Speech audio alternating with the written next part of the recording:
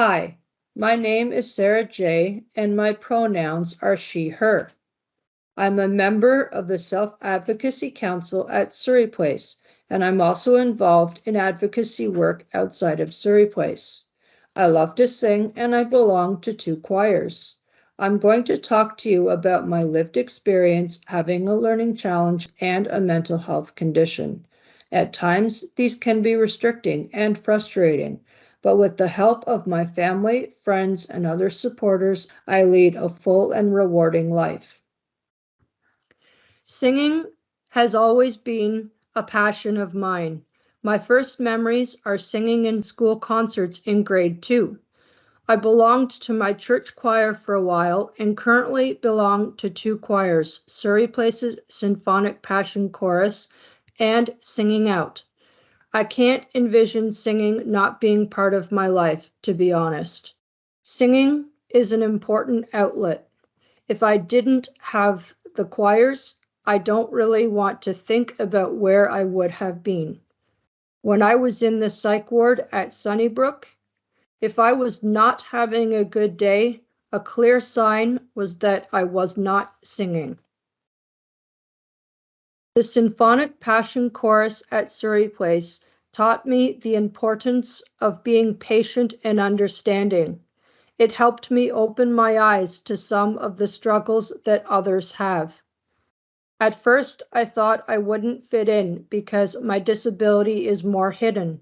Now it's been 3 or 4 years and I can't picture my life without being part of that choir because it's opened my life to possibilities.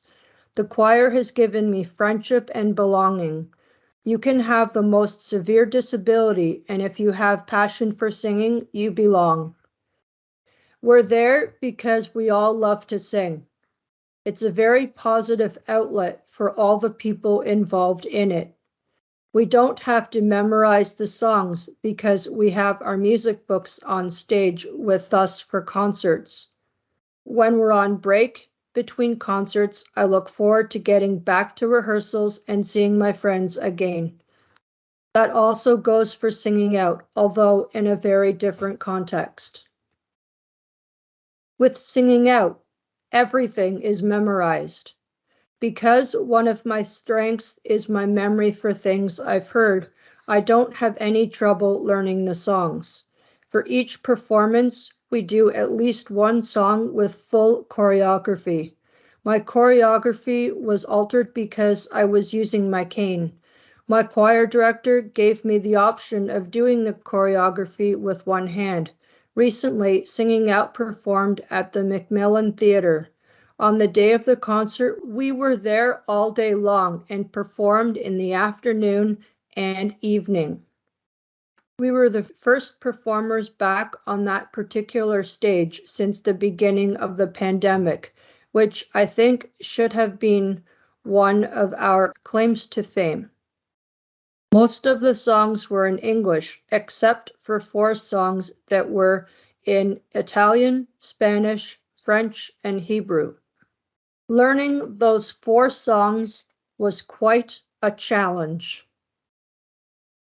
Although masks were optional for choir members, I wore one. Not only did I feel safer with the mask on, it kept my glasses from slipping, and if I messed up on a word, I could fake it.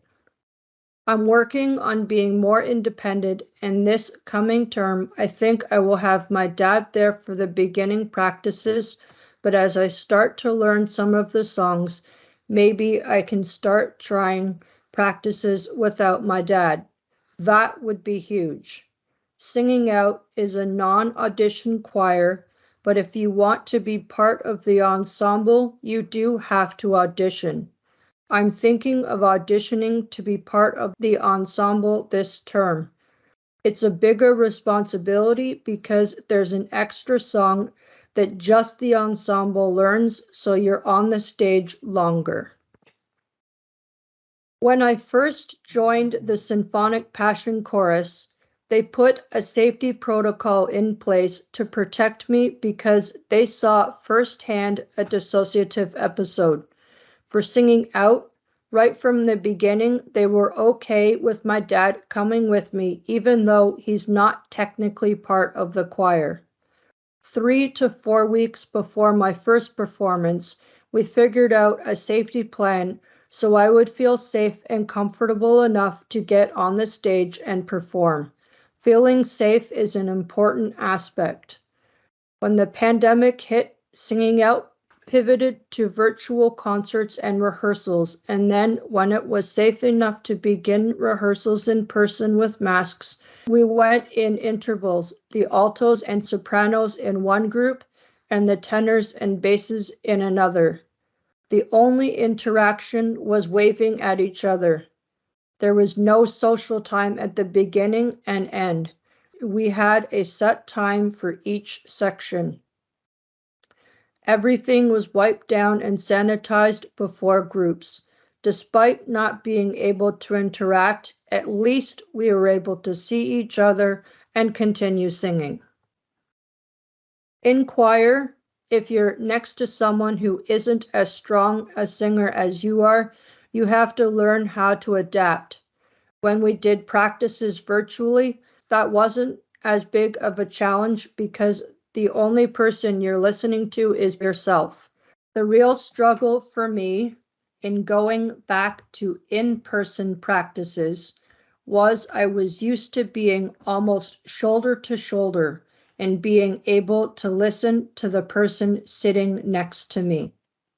Not being able to have someone as close as I'd like them to be so I could listen to them, I had to focus on listening to myself and still trying to stay in pitch. The dissociative disorder posed a real challenge because there were countless times that I didn't make it through choir practice because I was frustrated. I would have loved to have stayed, but I wasn't able to focus and function safely. That's my reality of having dissociative disorder, but things are getting a lot better.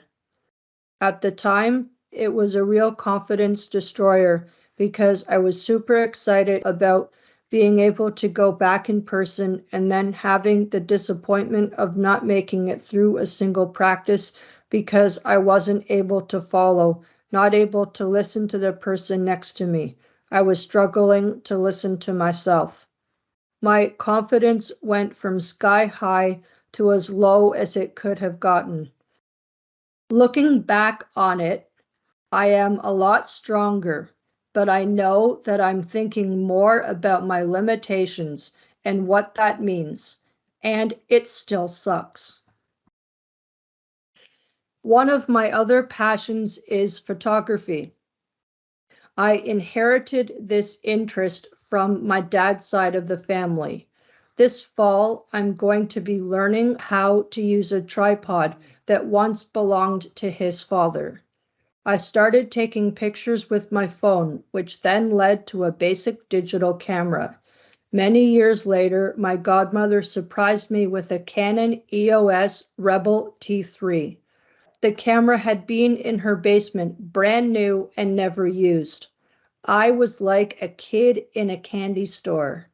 Since then, I've enjoyed countless adventures out with Marina, as she is also very much into photography. Going out to take pictures has very much helped me from a mental health standpoint. Many of my photos appear in the series of videos. I do not ever plan on stopping photography as it's a great joy of mine.